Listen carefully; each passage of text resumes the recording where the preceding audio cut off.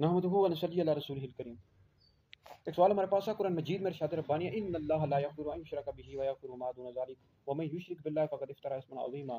تو یہاں پر شرک سے کیا مراد ہے اور شرک کی تعریف کیا ہے، اور شرک کے علاوہ اگر کوئی بندہ کفر کرتا ہے تو کیا اس کی بخشش ہو جائے گی یا نہیں؟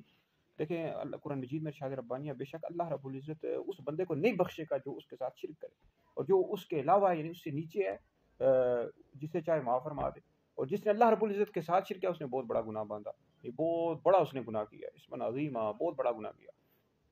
تو یہاں پر شرک کا معنی یہ ہے کہ جو کفر پر مرے اس کی بخشش نہیں ہوگی۔ تو سب سے پہلے یاد رکھیں کہ شرک کی تعریف کیا ہے۔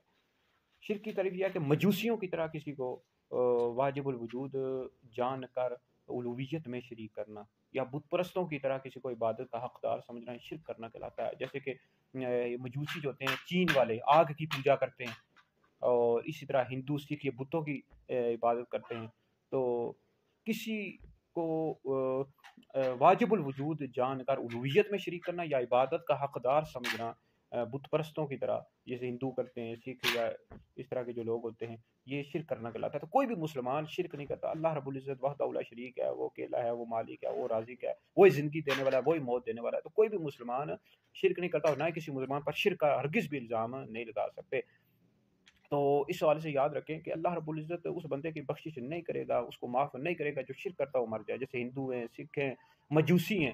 تو اگر اسی حالت میں مر جاتے ہیں، ایمان نہیں لاتے، اللہ رب العزت پر نبی کریم علیہ السلام کا کلمہ نہیں پڑھتے، تو ان کی ہرگز بھی بخشش نہیں ہوگی، ہمیشہ دوزخ میں رہیں گے۔ باقی اس کے علاوہ جو شرک سے نیچے گناہ ہوتے ہیں، جیسے کوئی مسلمان ہے وہ نماز نہیں پڑھتا، جان بوجھ کر نماز نہیں پڑھتا، فرض روزے نہیں رکھتا، شراب پیتا ہے، تو یہ بہت بڑا بہت کبیرہ گناہ ہے۔ اگر وہ ایمان کی حالت میں دنیا سے چلا گیا تو قبر کا عذاب بھی ہوگا، آخرت کا عذاب بھی ہے، اور پھر وہ اللہ رب العزت کی رحمت سے اور نبی کریم علیہ السلام کی شفاعت سے جنت میں داخل ہو جائے گا، لیکن اپنے گناہوں کی سزا بھگتے گا قبر میں بھی اور آخرت میں بھی۔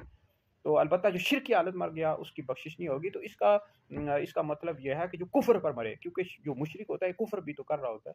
تو آپ اگر قادیانی ہے، بدبخت ملعون، یہ دار اسلام سے خارج ہیں، یہ کہیں جی ہم شرک تو نہیں کرتے، ہم نبی کریم علیہ السلام کو اللہ کا نبی بھی مانتے ہیں، صرف ہم نے ختم نبوت کا انکار کیا تو ہماری بخشش ہو جائے گی، تو ہرگز بھی ان کی بخشش نہیں ہوگی، کیونکہ اس کا مطلب یہ ہے کہ جو کفر پر مرے۔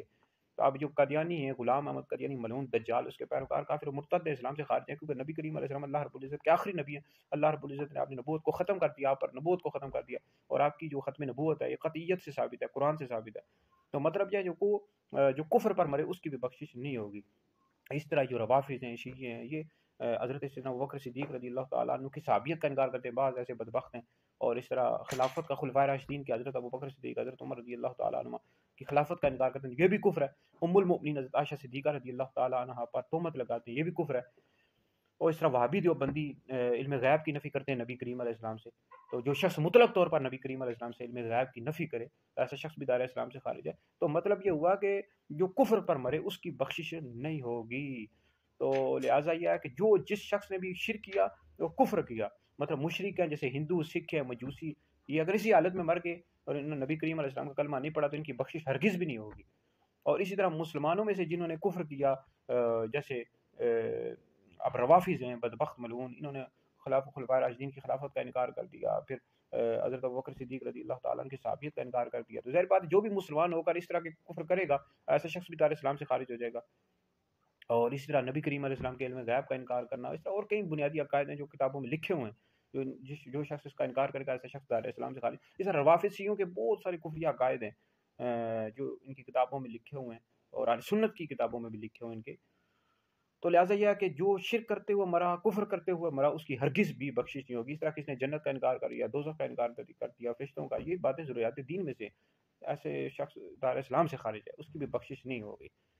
تو روافظ کے عقائد بھی کتابوں میں لکھے ہوئے ہیں، خلفائے راشدین کی خلافت کا انکار کرتے ہیں۔ اب خلفائے راشدین کی جو خلافت ہے اجماع سے ثابت ہے، صحابہ کی اجماع سے ثابت ہے۔ حضرت ابوبکر صدیق رضی اللہ تعالیٰ عنہ کی خلافت کا انکار کرنا کفر ہے، حضرت عمر بن خطاب رضی اللہ تعالیٰ عنہ کی خلافت کا انکار کرنا کفر ہے، کیونکہ صحابہ کی اجماع سے ثابت ہے۔ تو بہرحال ویڈیو سنیں، آگے لوگوں تک شیئر کریں، آپ لوگوں کے لیے بہت بڑا صدقہ جاریہ ہے۔